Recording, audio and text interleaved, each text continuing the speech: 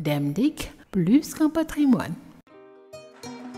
ginnaaw ay weer ñu taxawaloon ko liaison Dakar Banjul bu Dem Dikk tàmbaliwaat na. déjà suñu première relance sax fees nañ clients yi ñëw nañ en masse apprécier nañ qualité bus bi apprécier nañ qualité service bi également.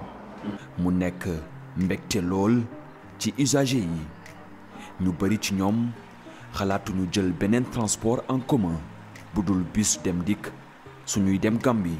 boobu ba léegi pratiquement mun naa ne dematuma Banjul ndax vraiment bëggoon voyager dans des conditions yu métti yi ak xam nañu fii transport bi Sénégal du mel ay oto yu màgget ñoo koy daw et tout ça donc day métti soo bëggee yem distance yu métti yi daal yenn distance yu guddi yi moo tax vraiment ba Dakar Dem Dikk ne day reprendre moom première opportunité ñun dañuy dem Banjul ñun voilà lu ñu gën a tax ñu dem Banjul sax Dakar Dem Dikk li muy dem moo tax ñu gën a sawar a dem Banjul fi mu nekk nii. ay bus yu bees confortable te mën a jël bagage yu bari la Dem Dikk indi jagleel ko ñiy jóge Dakar pour dem Gambie wala jóge Gambie pour ñëw Dakar client yi kontaan lool ci voyager ci bus Dem Dikk yu bees yi.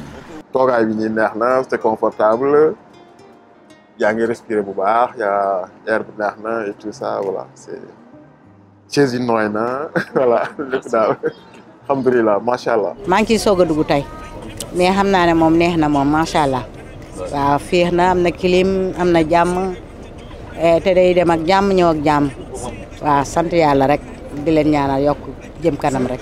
ginnaaw Gambie Dem Dikk fas yéene ubbi yeneen ligne ngir dem ci yeneen réew ci biir Afrique Mauritanie Maroc Côte d'Ivoire ak Guinée ci lu yàggul dara.